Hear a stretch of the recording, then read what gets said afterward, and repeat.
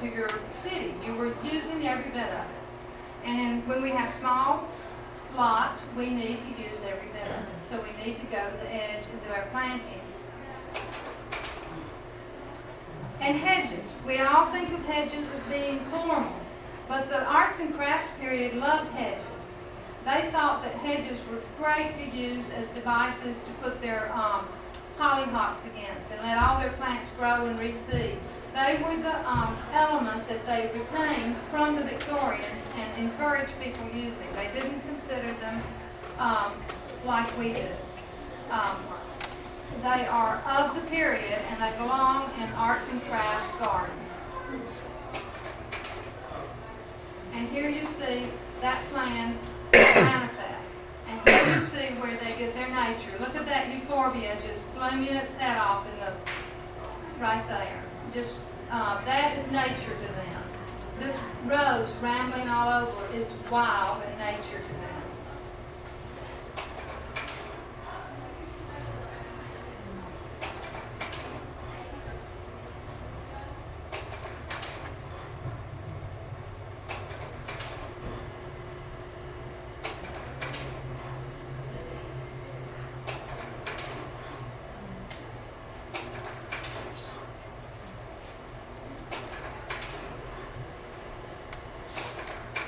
All these are arts and crafts gardens.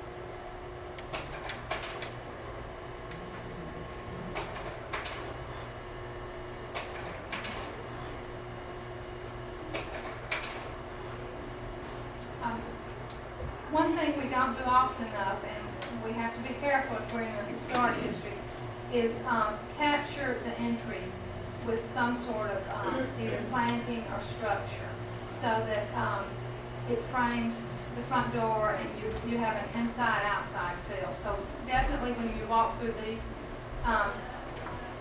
pillars, you feel like you are inside this garden.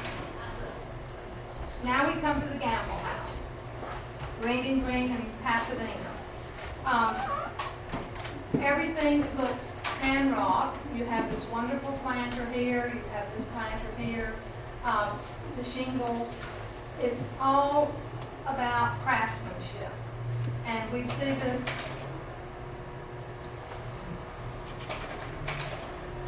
there's also a very strong Japanese influence in these gardens.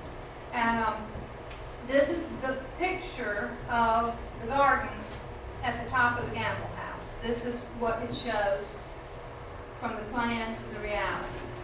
And these holes are right on water level in some pictures, and it looks like if this overspills, it goes out the holes and down the wall. This is another Gamble Green and Green garden. And this is an entry to one. And this is a tank that's right in the middle of the terrace.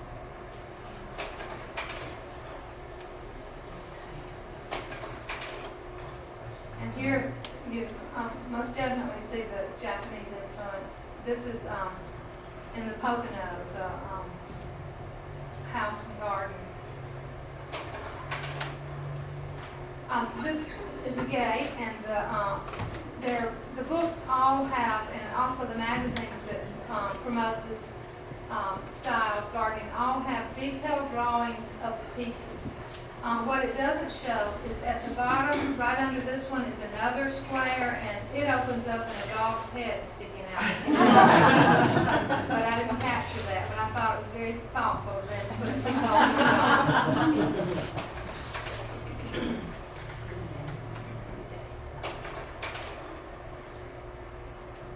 You don't have to look hard to find the details of these gardens. They did volumes on them. You just pick the one that matches your house and have someone make it.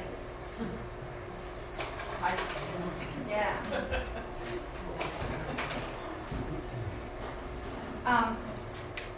Here again we have nature. It's straight, but the choice is wild. This is a sedum, and most of you probably know Paul Little that has Little Hill Nursery, and he specializes in sedums, so they're quite hardy and very much available. And here they're planted with a nice fold of this strappy iris. And you see from design to plan, the edge is planted, the center is the grass.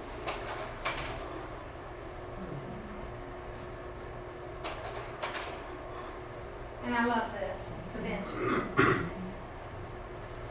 Just enough for one person.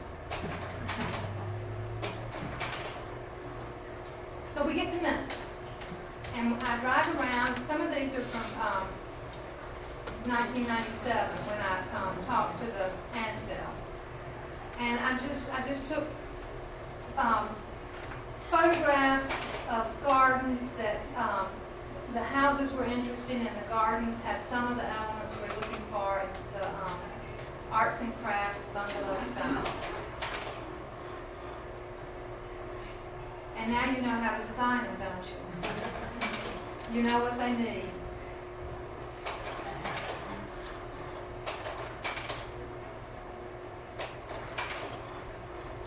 This is one of my favorite places in Memphis. It's got the hedge. Got the window box and got the pergola.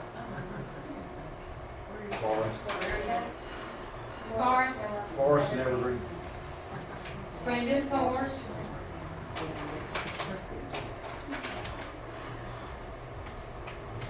Here's another one that has all the pieces.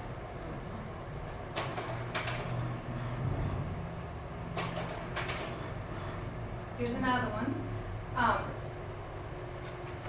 Tidiness gets 90 points, doesn't it? It really makes a garden. It makes a great street. And there's a piece in this one I really like. Notice this separating the two. We don't need fences when we have aerial hedges.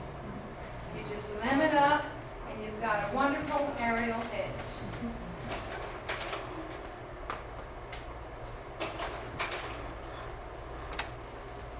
This one needs a big fat something here and here, and two little round balls here.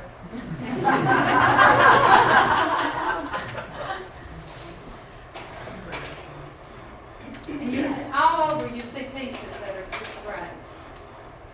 And you see pieces that see the next step they should make.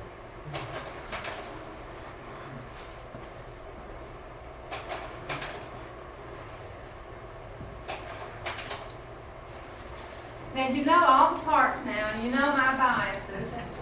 And I drove all over town, and I found one that was perfect. You just won't believe it.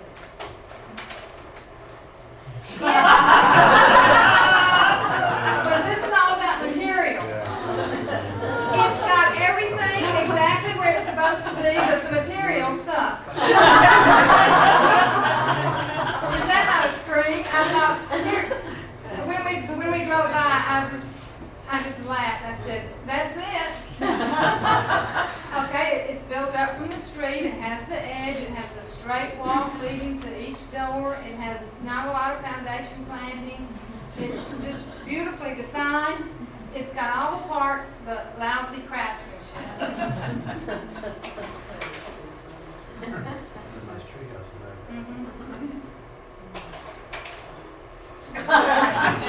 Sometimes we just can't get it right.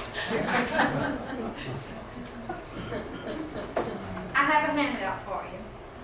And on that handout, it says that the defining character of an arts and crafts garden is the marriage of formal layout and naturalistic plantings.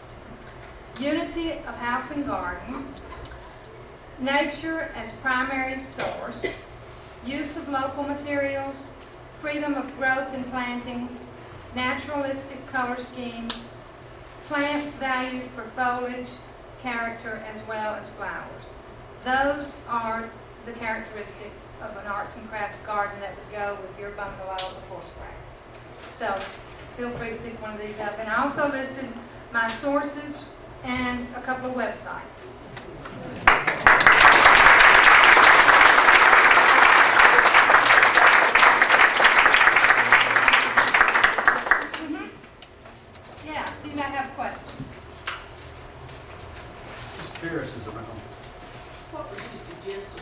laurel and arbor? Some people would say wisteria, but. Never, unless you get the kind that is not as rampant, and I can't tell you what it is. Okay. I have 3 favorite evergreen vines, so it would depend on whether you have shade or sun. Then I would do Smilax Smalley Eye, or Clematis Armani. They're both evergreen and they both bloom. Shade, I do probably Acadia. Can you slow down to the first one? The first vine. Smilax Smalley Eye. Our grandmothers called it Jackson vine.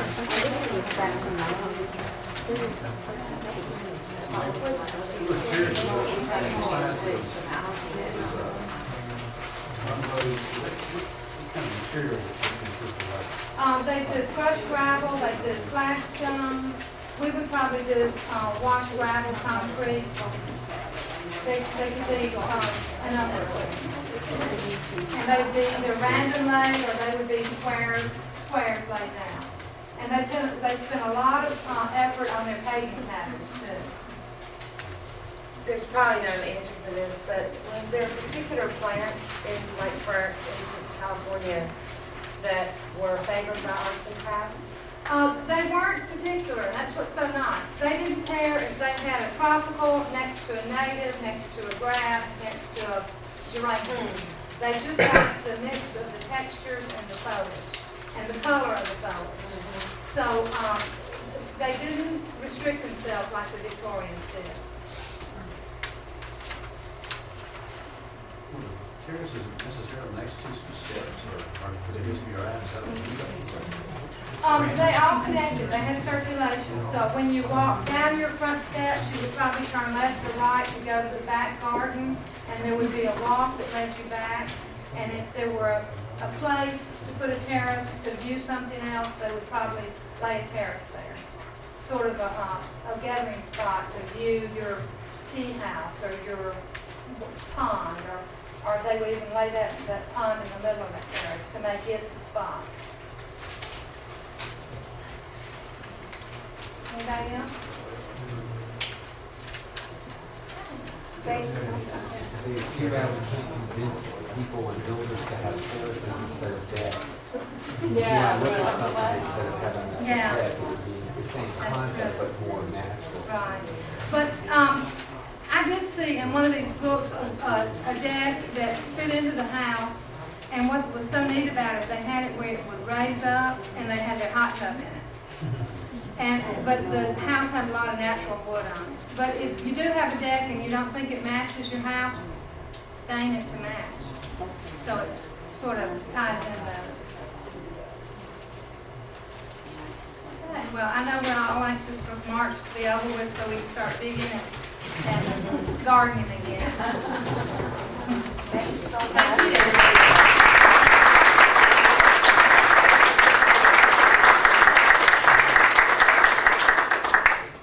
For those that weren't here when we started tonight, one of the class members who is president, I understand, of Central Garden Association. At one time.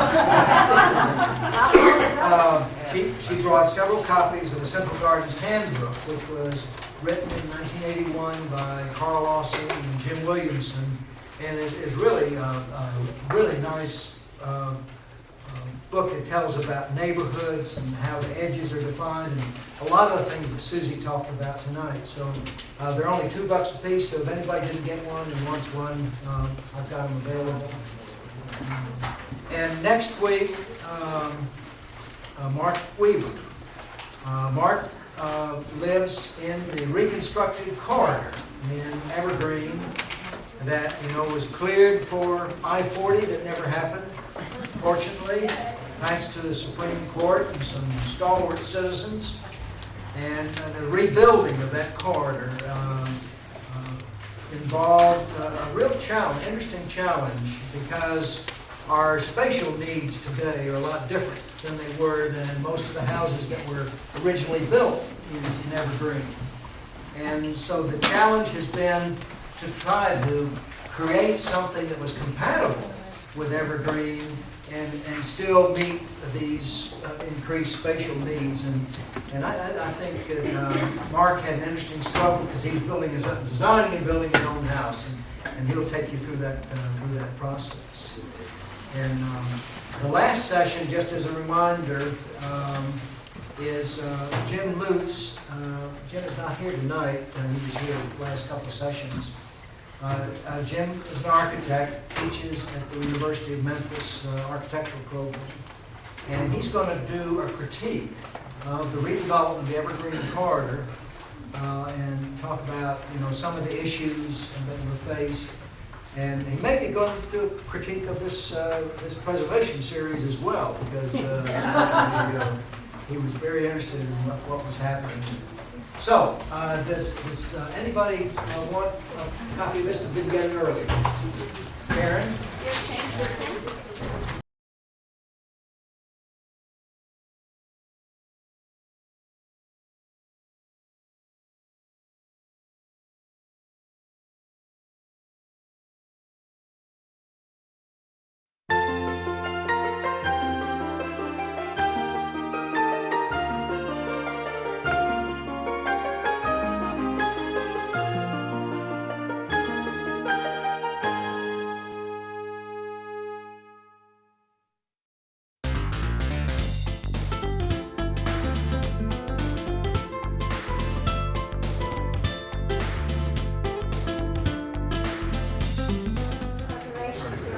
Glad to see you all here.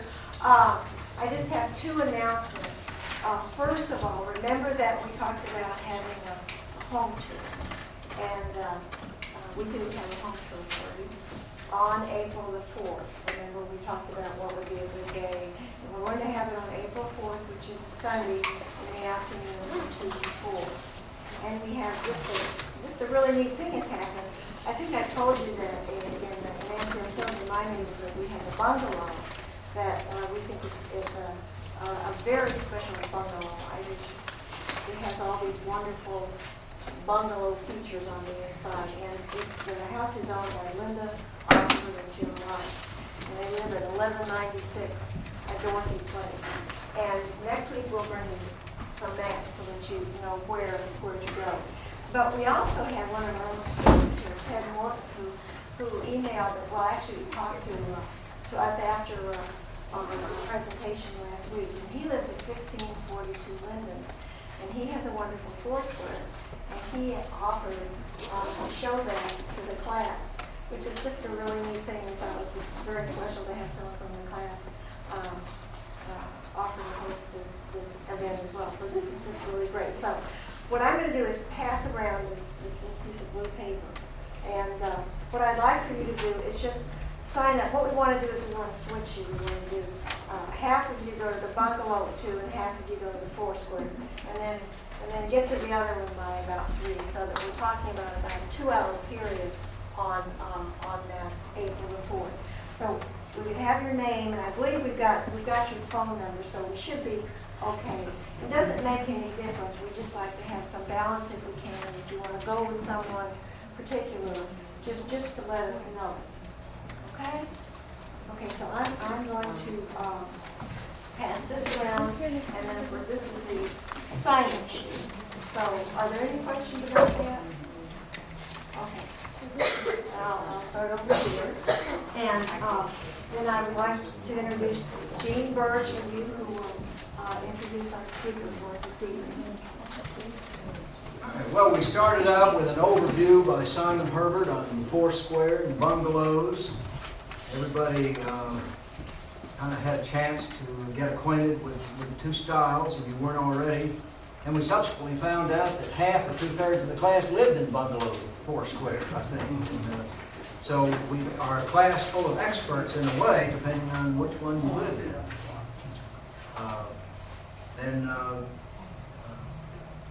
John gave us really some wonderful details on the bungalow. It was a pleasant coincidence that he'd been out to the West Coast the week before his presentation and shot some slides of some of the green and green, kind of set the pace for the bungalow. Last week, Susie asked you delighted, I think, in stirring your notion of what's appropriate in terms of landscape design, and hopefully gave you some things to think about. Tonight, it's a real privilege for me to introduce your speaker. Mark Weaver is a University of Arkansas graduate.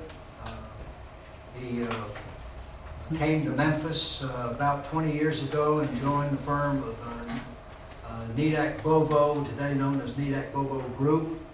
He's the lead designer with the firm, and among other things, they did the FedEx World Headquarters that I'm sure you've heard about. They did all the trolley stops along Main Street in the last iteration of the Main Street Mall, the most successful.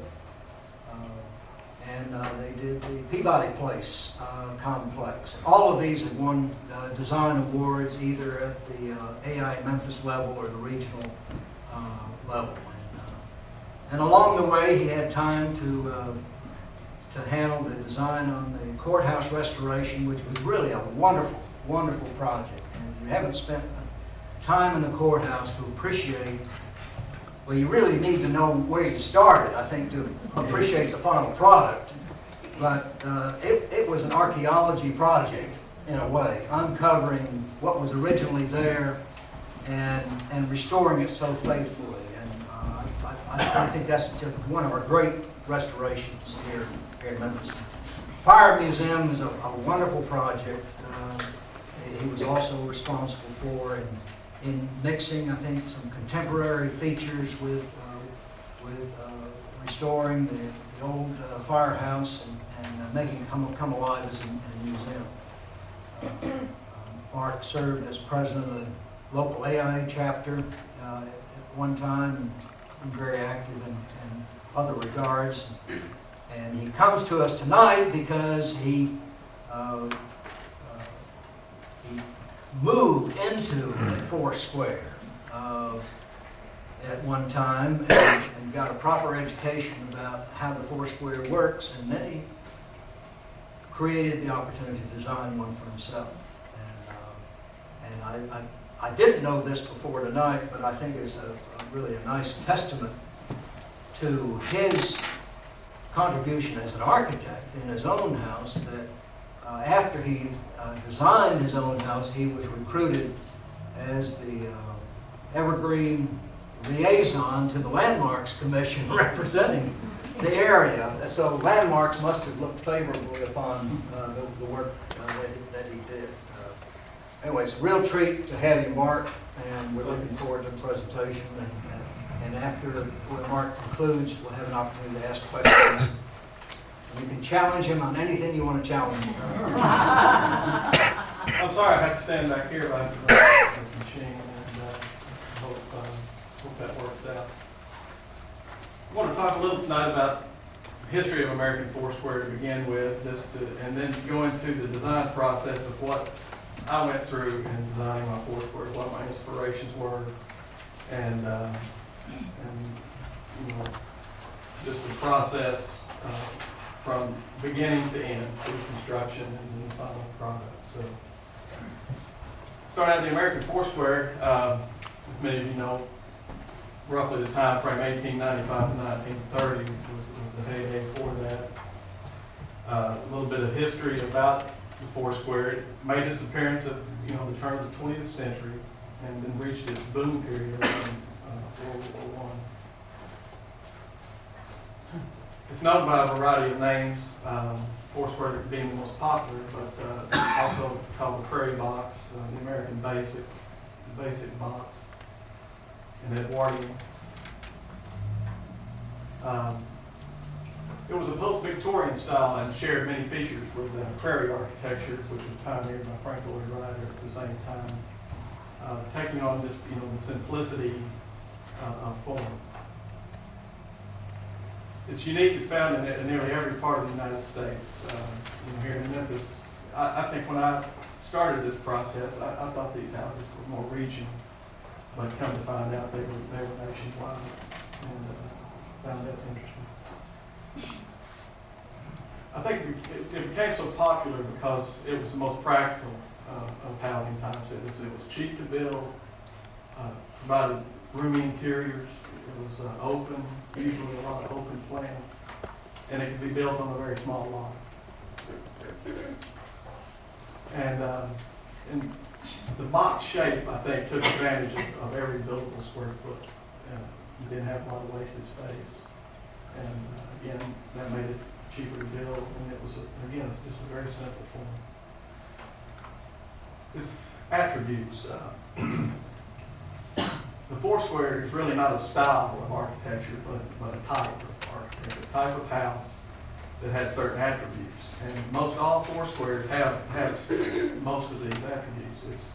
It's a simple box shape, as I mentioned. It can be square, it can be rectangular in the long direction, shorter in the front, longer on the side, or actually longer in the front with a shorter side. But they're all pretty simple boxes with what I call saddlebags hanging off of them, or small extensions. It's usually just a 4 basic room floor plan, 4 rooms down that are the big rooms, usually the kitchen, the living room, family room, and dining room. And then upstairs, it's, again, usually 4 rooms upstairs, with 4 bedrooms. And then it's almost always a 2-story house. I did find some examples of 1-story Foursquares, but for the most part, they are 2-story. Usually has a raised first level off the ground, steps going up to it. The reason for that being they usually have a basement under. Mine does not have a basement. The reason for that is the flooding like we had the other night. All of my friends who live in 4 houses were down dipping the water out. The sun wasn't keeping up. It has a low hipped roof, very simple roof form. Deep overhanging eaves, which I think carries over from the Frank Lloyd Wright time, the things he was doing in the prairie style. It usually has a dormer on 1 or more sides, and it's usually hipped or gabled. Usually has a full front porch across the front, or partial porch. I think it's interesting. Natural materials were used, and they are usually regional. The brick colors are usually a regional color of the brick that's manufactured nearby. And the other materials, stucco, some are made of concrete block, fiber siding, and wood shingles. We're usually using on the 2nd floor. Come in. The windows were usually 1/1 double hung, very large, tall vertical windows, so you could open and get the breezes through the house, in the south especially. Minimal decoration. Coming out of the Victorian style, this must have been seen as, really stripped down. It's a very dramatic change. Again, something I think Frank Lloyd Wright and the prairie style was pushing away from the Victorian homes. And I mentioned earlier simplicity. Colors were usually the natural earth tones, both inside the interior and outside as well.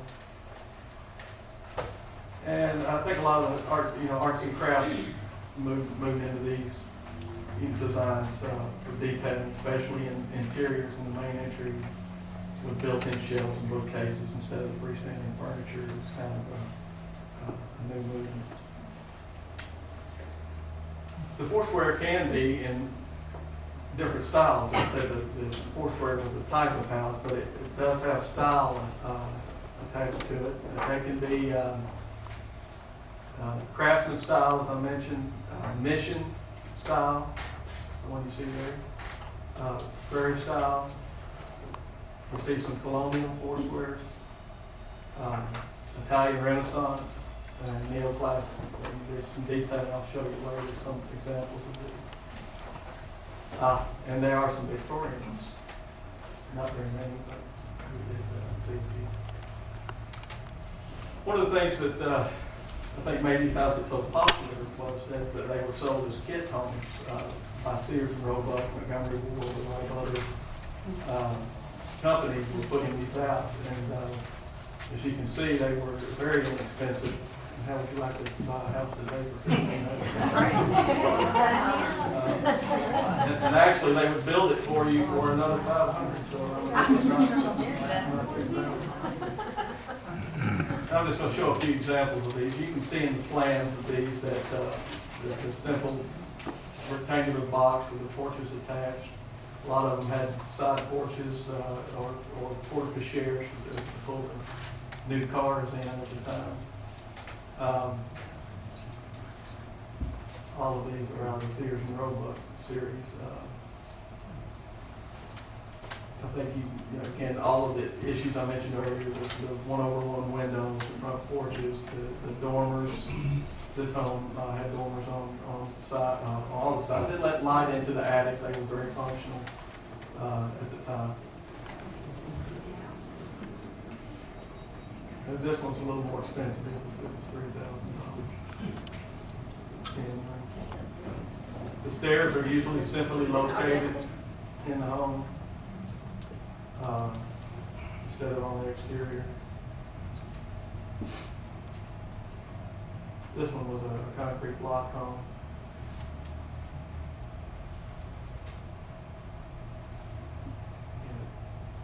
It's a different kind of concrete block, though. That's true. Absolutely.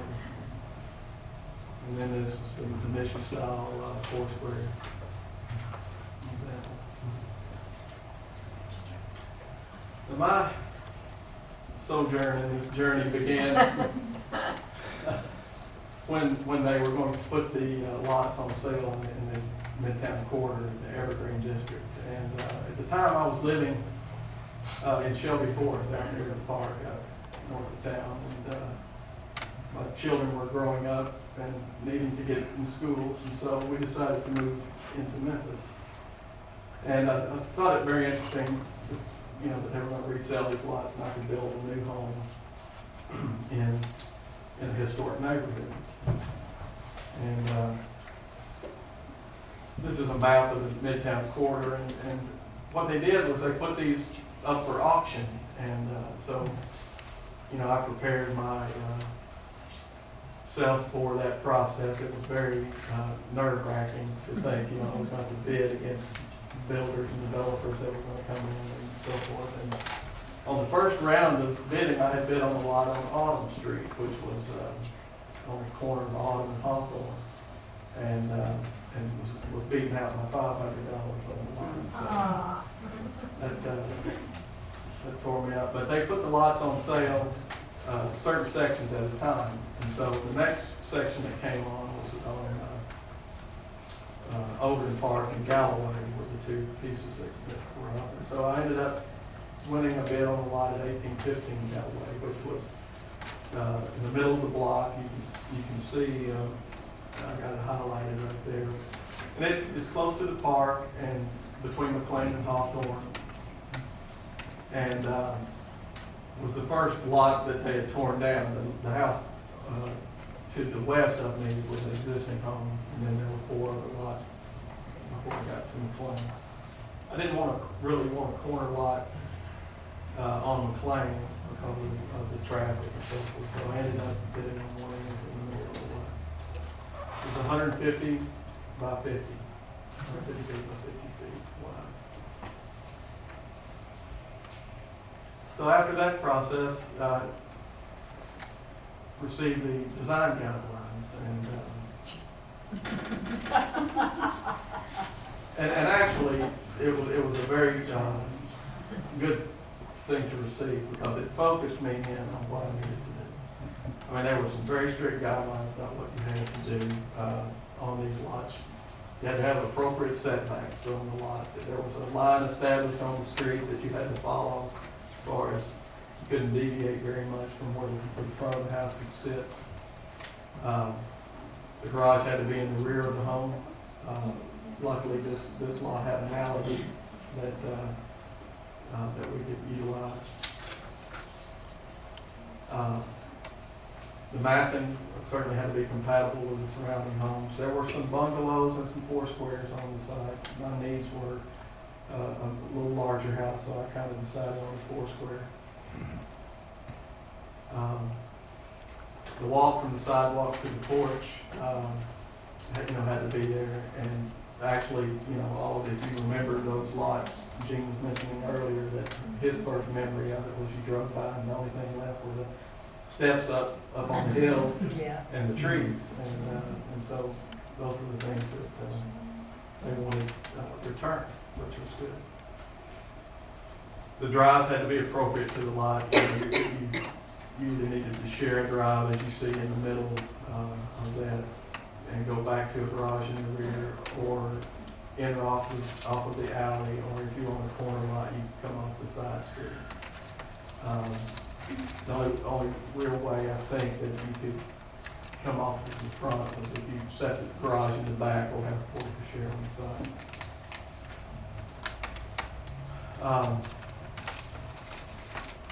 Other things that came into play were the style of the home. They wanted it to, again, blend into the neighborhood. They didn't what you see above here are appropriate styles, and the one below is inappropriate. There's a garage on the side, and that was a big no-no. So appropriate scale and massing, height of the house, you had to have 11, 9-foot ceilings and raised foundations. There's a 9-foot ceiling minimum. You go a little higher, but they didn't want to get out of control. Raised front porch. And that was a huge issue with a lot of the new homes being built up in there because,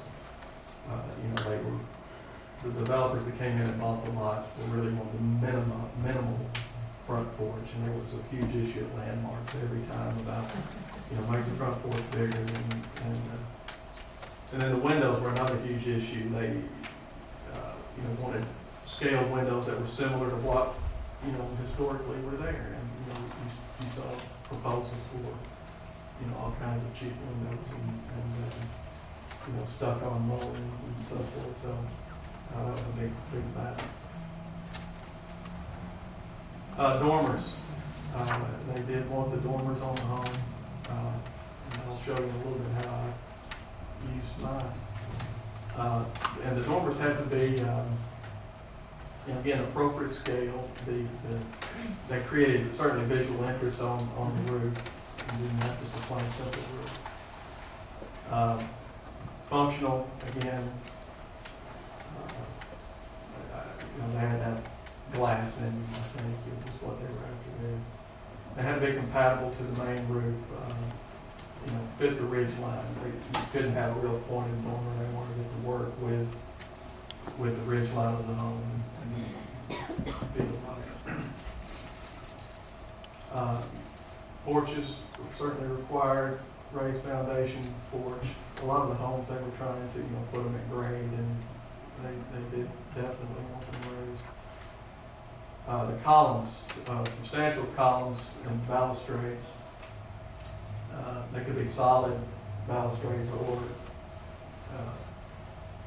picket or anything, not wrought iron, not decorative. Good solid look to them. You can see on the lower left there that it has a real substantial feel, not just a door, little small door column on there. And the details and materials similar to its neighbors. The materials I mentioned earlier. Another big issue was the wide overhanging eaves. I can't remember the exact, I think it says 2 feet. It must be at least 2 feet. No, I'm sorry, that's the porches. Anyway, the overhanging eaves had to be 2.5, 3 feet is what they were pushing for from the side of the home.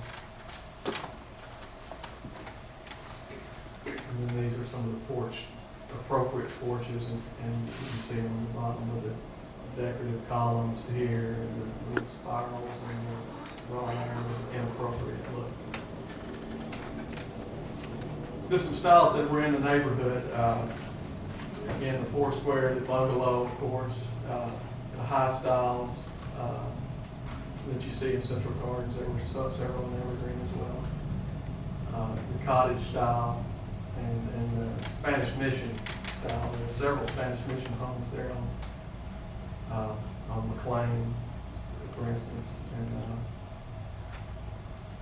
so that was the choices we had. Now, as this process was going on, I had just purchased a lot, going through the guidelines. I put my house on the market up in Shelby Forest, and it sold the day I put it on the market.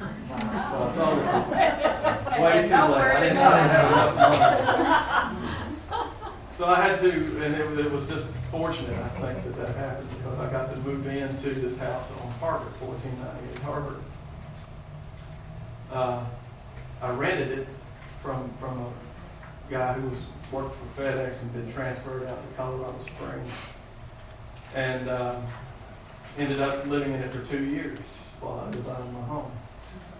And again, it was a great experience. I got to experience what it was like to live in one, and what were the attributes of that house. The front porch was something that I used every day. I got out on the front porch, I met my neighbors, and got to read the paper and sit on the porch swing. It was nice. Other things I noticed, in the neighborhoods I started walking around and doing the things you do in Central Gardens, just seeing the different kinds of things that went on with the Foursquare. And I mentioned earlier the saddlebags. I was very intrigued by the add-ons to the box. And so when you see my house later, you see what I mean. And the materials, again, the brick base, the stucco top, the brackets, which were wonderful. Unfortunately, that was something that got left out of mine because of the construction process. But I always hope I'll go back and add them one day. And the dormers and the attic spaces that are created and can be used, and the windows, and it was just a wonderful home to live in. Notice, the symmetry of these homes. A lot of them are very axial, and that was another piece to this. Again, walking through Central Gardens and experiencing that architecture and the rhythm of the street and the meeting of the people and the landscaping, and just getting a good feel for all of that. Again, the urban context. These neighborhoods were built in that same time period, that early turn of the century.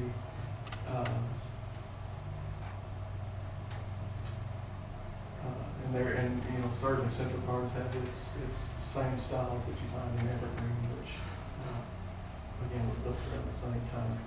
A few of these homes I'll just walk through and point out a few things that I like about some of these. These were some photographs I took as I went through that process.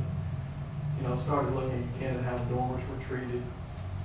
This is an unaxial solution, but again, it's the basic Foursquare box with the limestone construction. Again, looking at just how all these little bracketed saddlebags were treated. I love some of the differences you see. These little bow bay windows, window seats inside. Again, in the stacking of the windows, it's very nice. Again, bay windows, how they treat central, bathroom window, fireplaces, how they were all treated. Well, this is not a Foursquare. Again, I'm very intrigued by, the curvilinear forms that are attached to box houses and so forth. Love this little window on the side here. That's great. Where is that house? It is on Roselle, right off the park. Okay. This is just around the corner from my home. I think this is the Smythe's house. Yeah.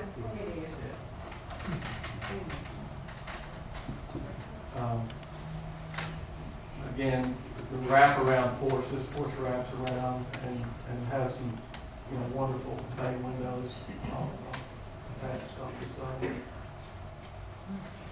This one's in Evergreen, and I think it's at the corner of Oakland Park and Evergreen. And again, the layering of stacking of add-ons to the home. Very unique house in Evergreen with the columns that are kind of attached and very interesting home. Again, trying to put another style on this four-square box. And then, you know, with the window patterns on this home are different than you see in a lot of others. And then they started building some of the new homes as I was going through my design process. Some of these were built before, some after, but you can see some of the new architecture that was built over there. Again, I think another style here with a little bit of classical style. Again, a little different way of treating the clapboard siding and the brick. It's usually down a little lower than that.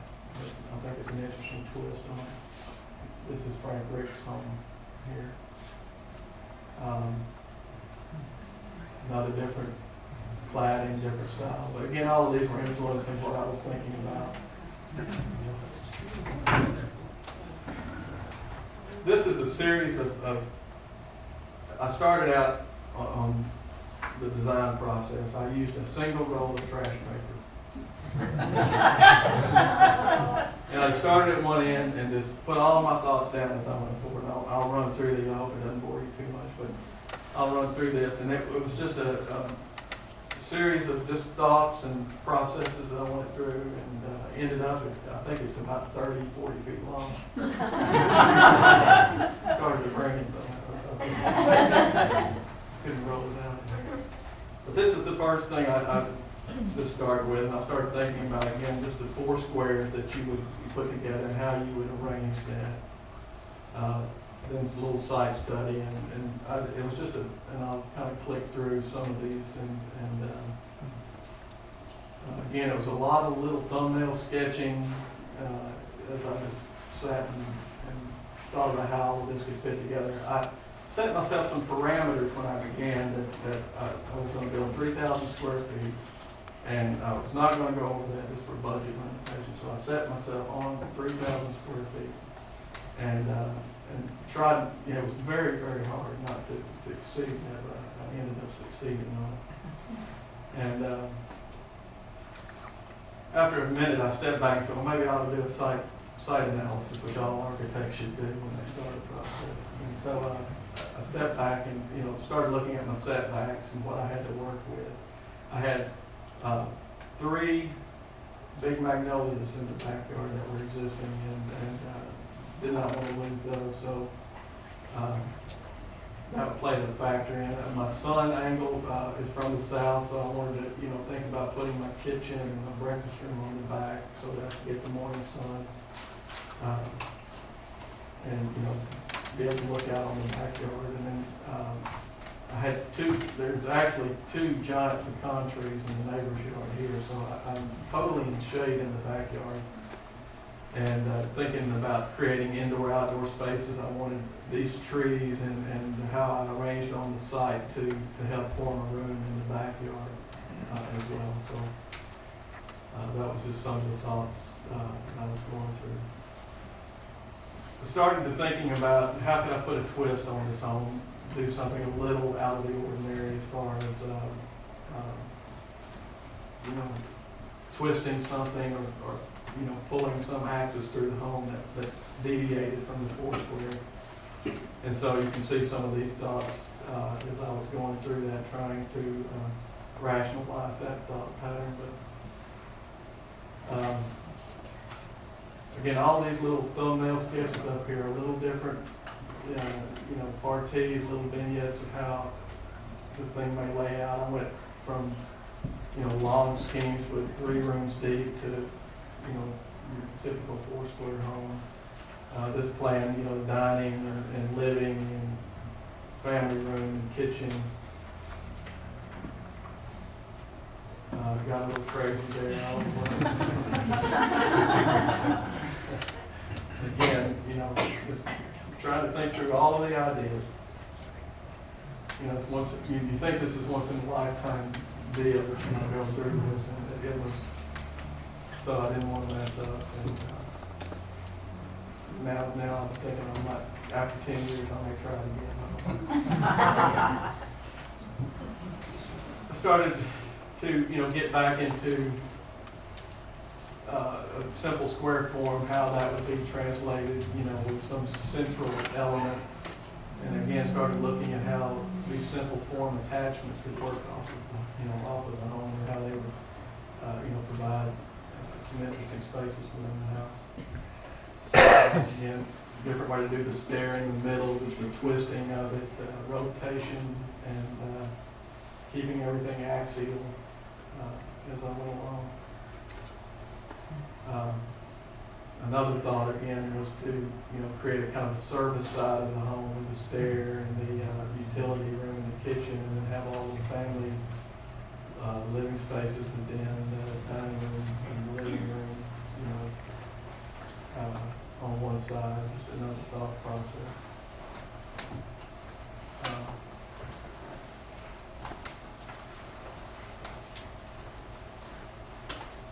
This is again one continuous roll.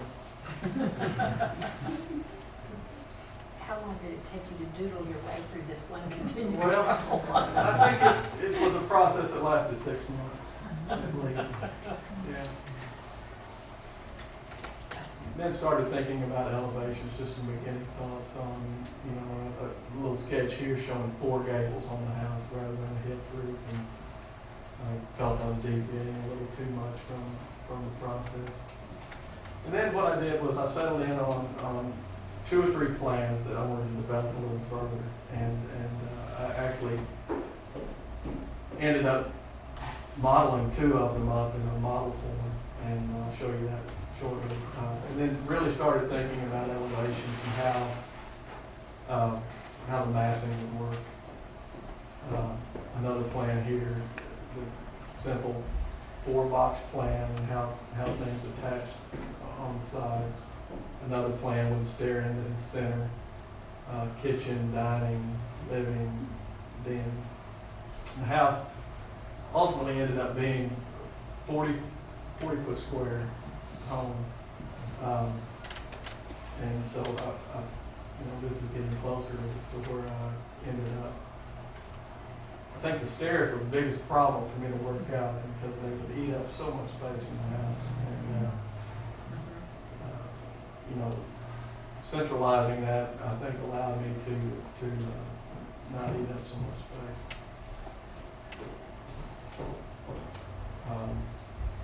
In a series of studies on these plans I was working with. And then started really thinking about elevations and how the back and the front ideas, again, the hip roof, the dormers, and how the porch was going to lay out, and what kind of detailing I was thinking about. Some more of that.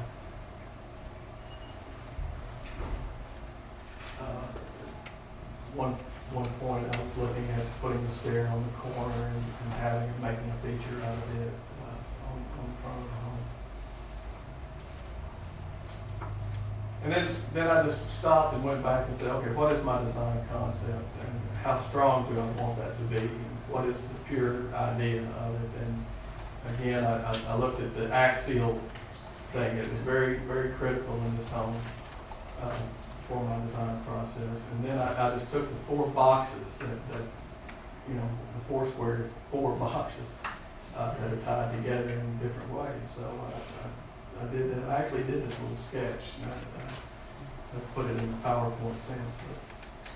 And I linked all of those together with a central hub of circulation. And then I went about, I had so many little ideas, forms in my mind about how to attach things to the home that I just took simple forms again, the triangle and the square and the circle and semicircle, and attach those elements to the home. And on top of that, just added the back porch and the front porch as a wraparound side porch, so I could display that semicircle on the front. And then here is my final floor plan. I've got, again, very simple dining room, a little laundry room in between, kitchen, breakfast area, den, living room with a fireplace, and then everything on axis is the support system. You know, I call that for the home. I've got the small powder room in the middle, pantry, built-in entertainment wall. The fireplace is a dual-sided fireplace, and then this little attachment here became my little office with a desk in there. And then again, on axis, the laundry room on this side with closets. And then the circulation just happens around the stair in this circular element. Dining room with a bay window on the front, wraparound front porch, and then a full back porch. Upstairs, again, the 4 bedrooms. I have 3 children, and so I've got a master suite with a master bath, closet, bedroom, stair up to the attic in between. And then in the center, again, is my circulation area with the stair coming up. And the site plans, again, it's a 50 by 150 site, so my 40-foot square home fits in right on the setback lines.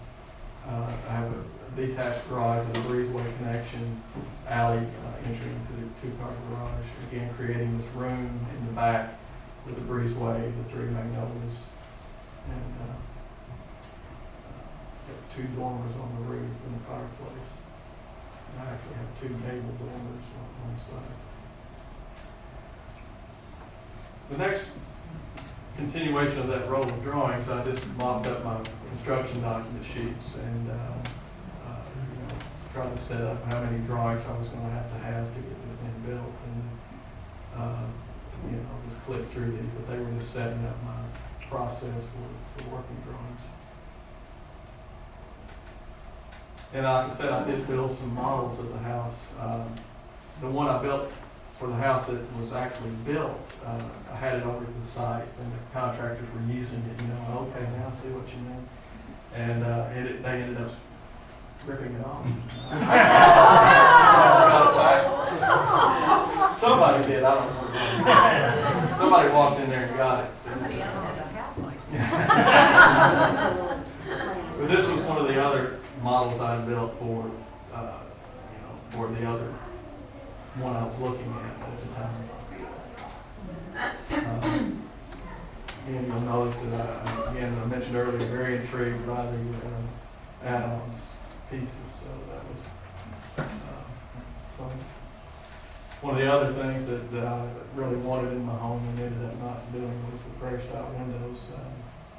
They cost about twice as much as the color windows. One of those things you lose in the process. The roof would come off and you could kind of really look at it. I had to do this for my wife and kids actually so that they could see. They're not as visual. And so that was that.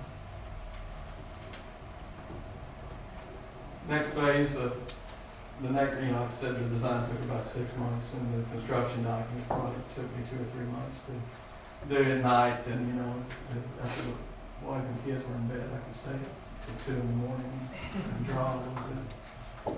And again, living in that home on Harvard while I did this, the detail came up that it really inspired me as far as the trims and oak and the way all those details were done. And I tried to bring some of that into what I was thinking about here. Foundation plans and the site plan on the right. Just typical working drawing. I don't know how familiar you are with that process, but it's all time consuming, and again, struggling with keeping this within my budget was at the time.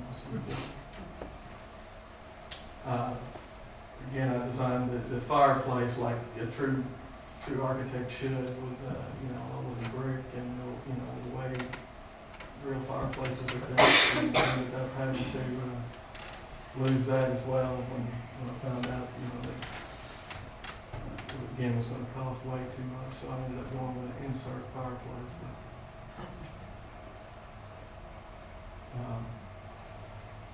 Really, the windows in the home. I showed you some photos earlier of the stacked windows, and I really love that detail, so I brought that in. I have 94 fixed windows in this home. I was counting all these little bitty ones, and I have a lot of them. The front of the home with the bay window piece here, again, very symmetrical, except for the offset porch. Inside, I did something a little unique. You can see it here in this section, and I'll show you in the photos later. The dormer use, instead of just having those lights going to the attic, I created a well up to the dormer within the home to allow those dormer windows to flood some light down in that central circle that's in the house, and that's been a very nice feature. You see the dormers here, and that entire space is a very tall volume in the house. One of these days I may finish up what's left in my attic and kind of bridge over that and do something right. Wall sections, and then the construction process. I made a mistake of contracting the home myself.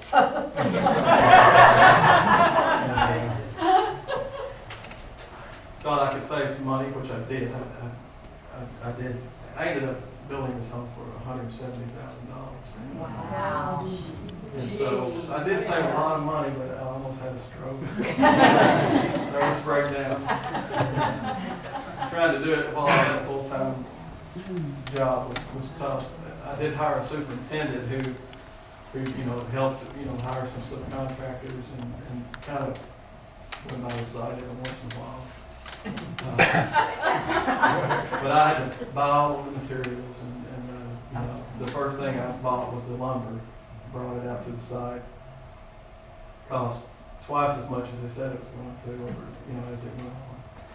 And that was due to some, I don't know what. Ended up having some other stuff on it.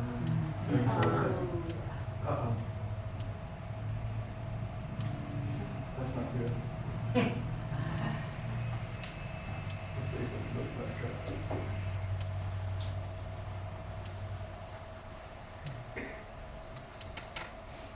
I apologize for that. I didn't do anything.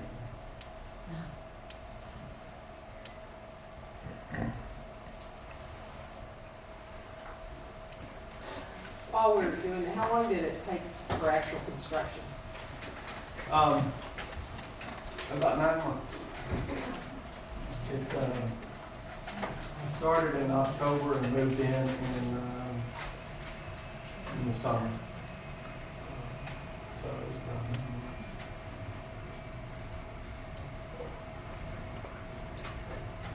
Any questions while Mark is talking to his computer? Does your stairway have a window? Yes. And the front area is where there's your entryway and then the living area. Are there partitions there, or is that open?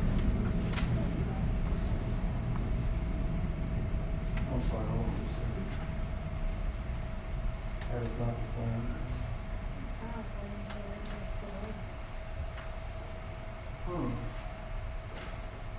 Let me log off and try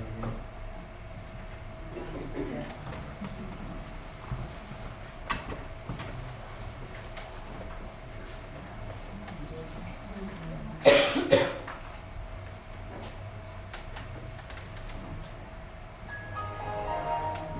I'm sorry, say it again. The front area where there's the entryway, are there walls on either side of the entryway, or is that? It's just a framed opening. They're very wide, so it's very open between the foyer and the living.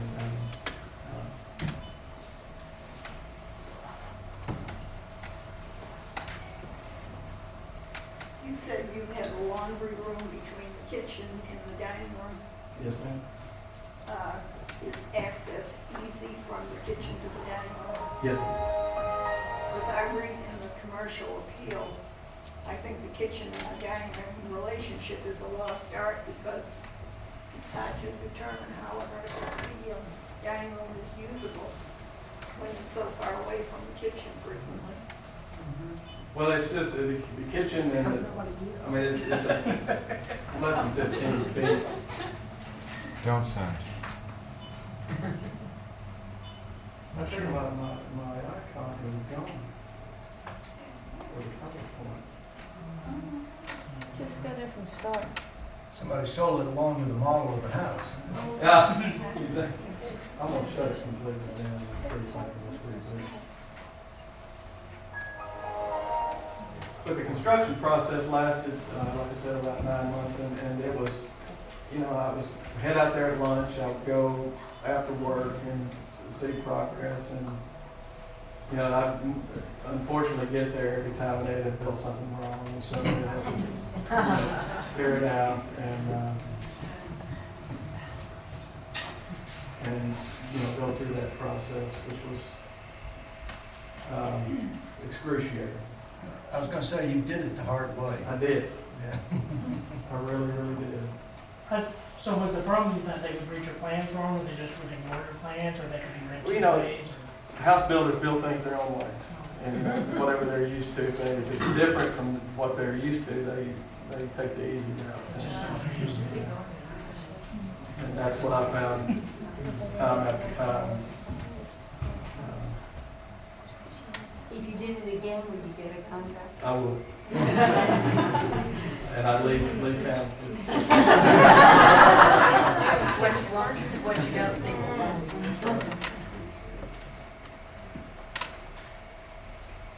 Please come back this time. Gosh, I'm afraid.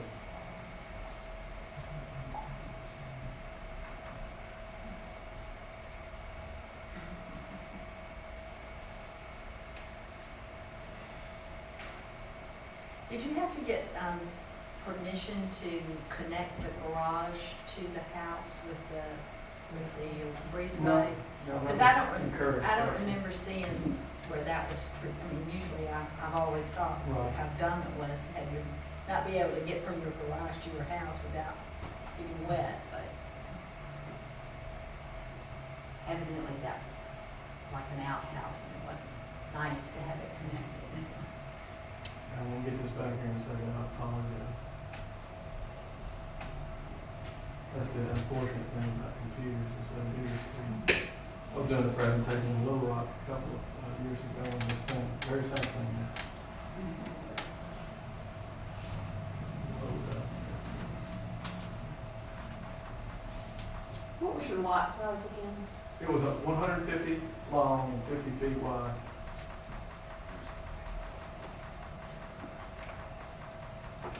Was that sort of the way the lots were in the old? Right.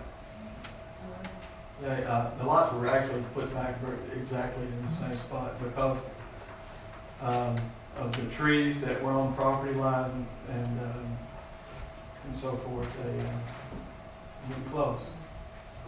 Were any of them able to use the original steps sidewalk up to the house, or? I don't think I noticed anybody that did that. Did anyone try to replicate the original house? There was one on that I know of on Open Park that was put back. It was their family. Tudor looking home. One that lived with their family and had photographs of it. Okay. Here we go. I'm so sorry. It was a duplex and made it one. Yeah.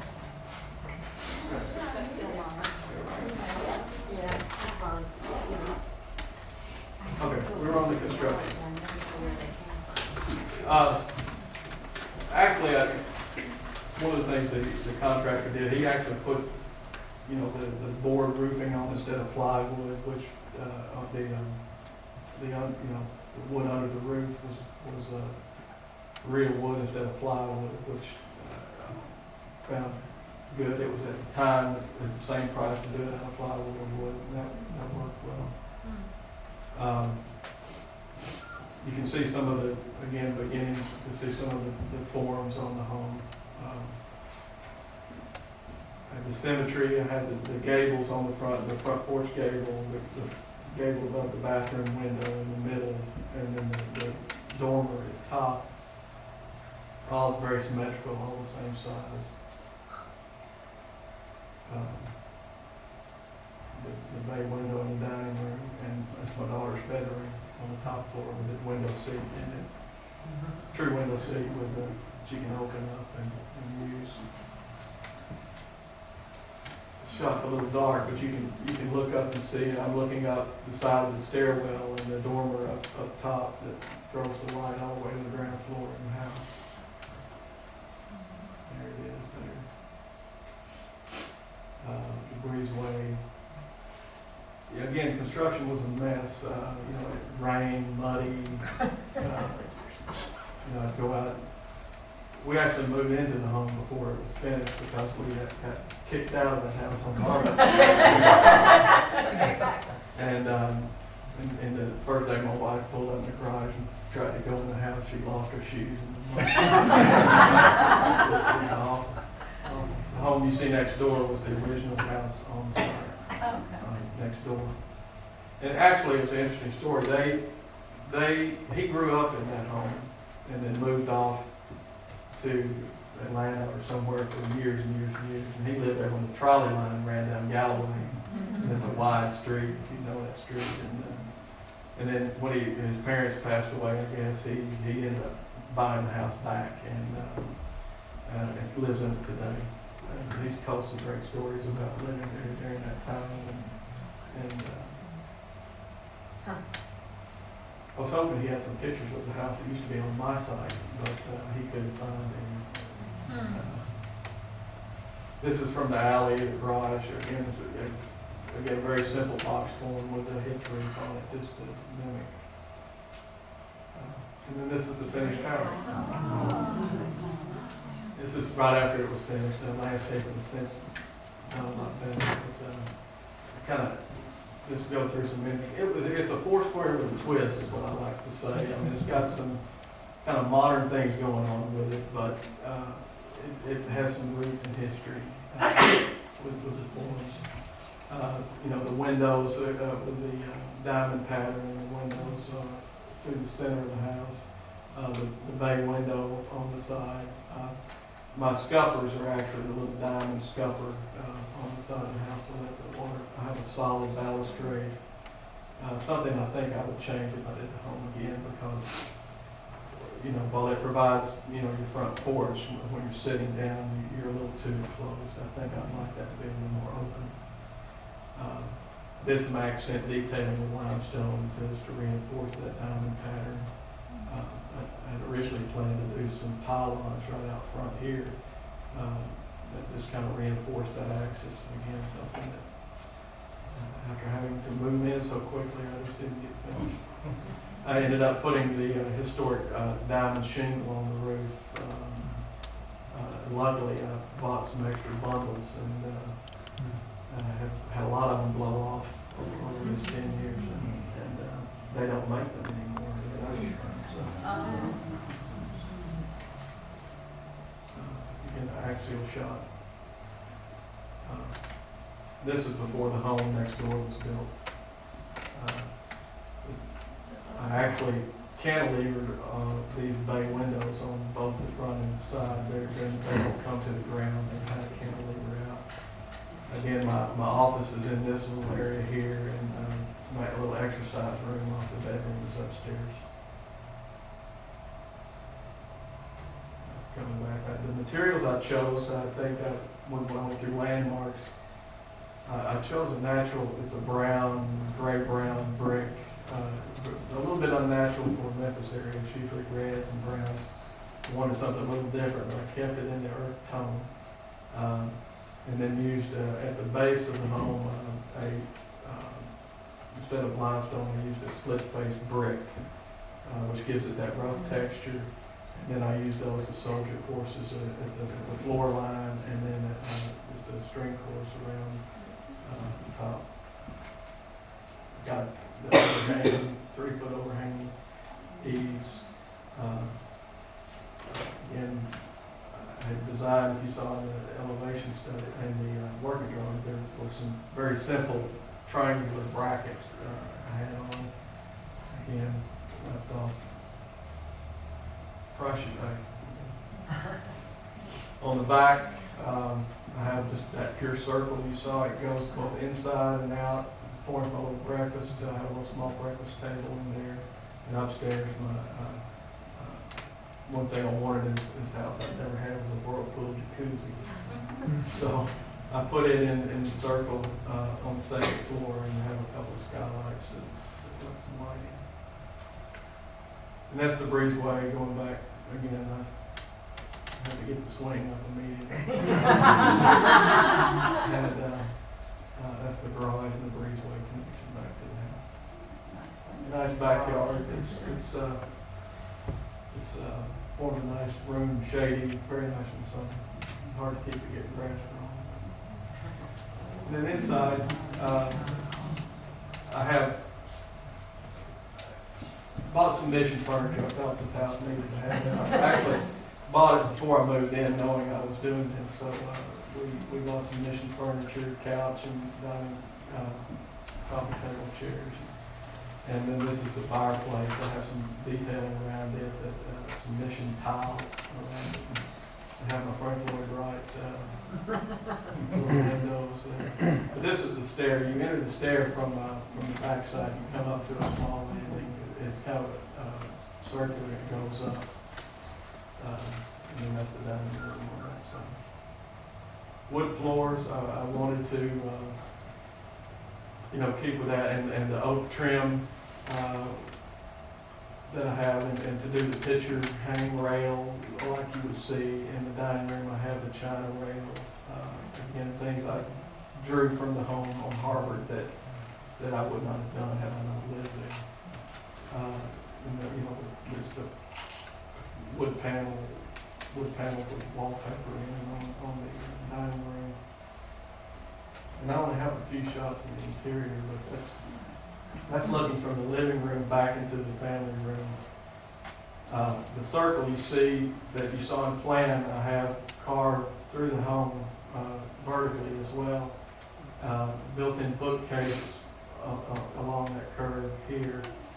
And then wherever I made that cut with that circle, I painted it, a different color. So when you're standing there looking straight up, can you see straight up to those dormers Yes. in the attic? Yeah. Okay. And they're just right out of the picture up there. So it floods light all the way through the center of the house. And it's very comfortable.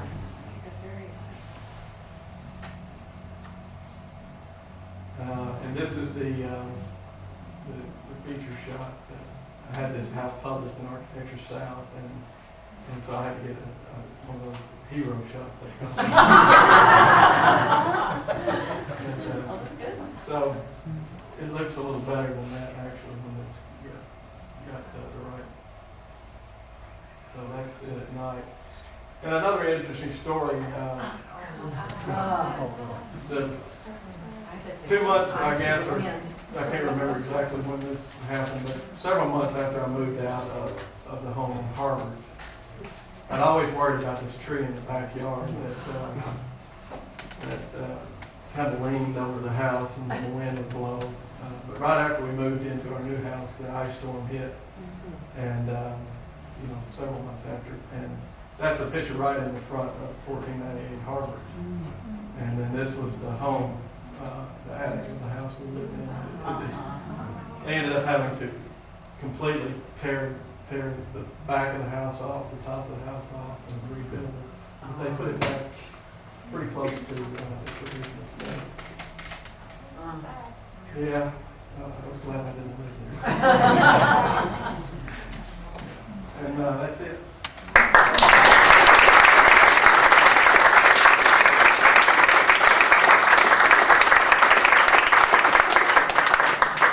Gladly entertain some questions. If you have Got time for some questions? Just a quick observation, Mark. I think to be able to work so diligently in the vocabulary of the style and to create such a wonderful interior space, I think is really great. It was a fun experience, and except for the construction. No, and I wanted to do something that really fit into the neighborhood, that yet had my own little style to it. So that was the challenge. Any questions? Have you architected any for anyone else? I've done a couple of homes, not in this neighborhood, but I've designed a home for Mike Rose out on off Massey Lane, out off the lake back there, which in an Oriental style. Very, very interesting process to do that research and think about all the things that influence Oriental architecture. And it won a regional AI award a couple of years ago. And then I did a house in Decatur, Georgia, for a friend of mine who built it. It's in its historic neighborhood as well. And that's the three, other than a little lake house I did for my family a while back. That's about it for homes. Was the one in Decatur another Foursquare, or was it? No, it was a much larger home. It had a lot of the, I call it mission style look to it. Again, with a little twist to it. Did you enter your house that you live in any of the architectural contests? It's a really neat house. I did maybe 1 or 2 years. I always felt like I didn't have enough photography to really push it through, and so I always, the more photographs you have, the more.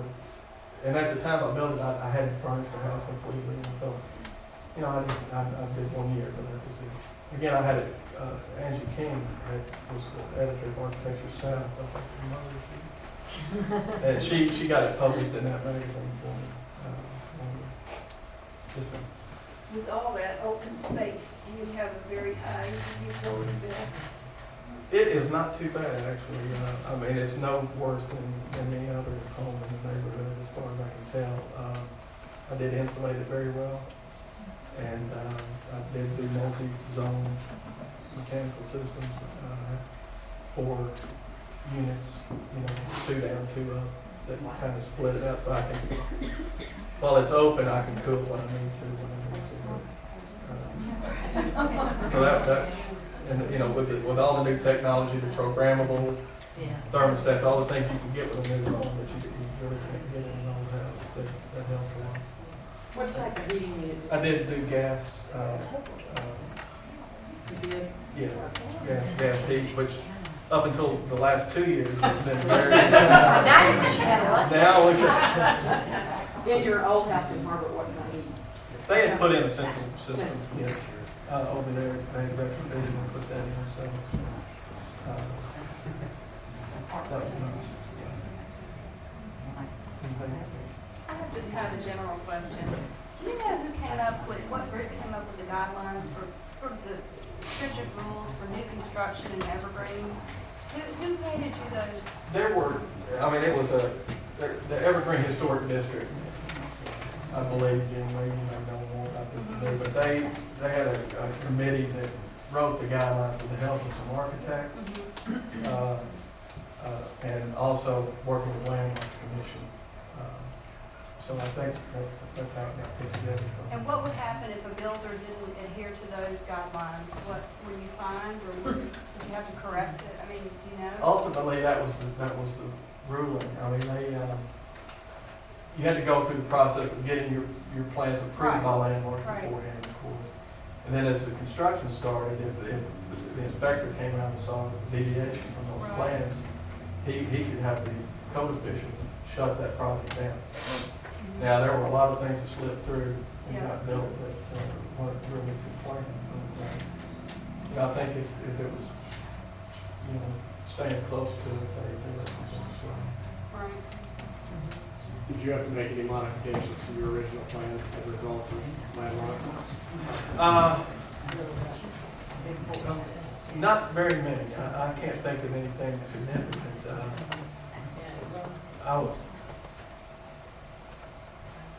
They questioned, my materials, my color of my brick to begin with, but I think I was able to convince them that there were some colors like that in the neighborhood.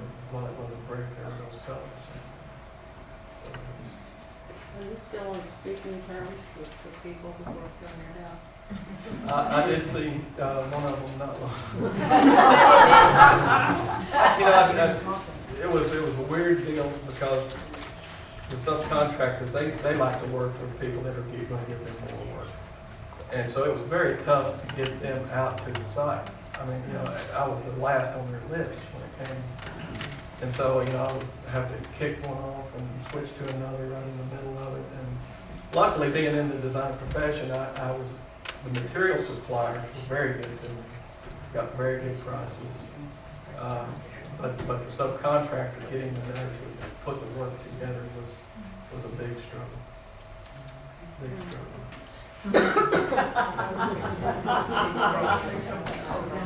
But it was worth it. In the end, you look back on it, the nervous breakdown almost.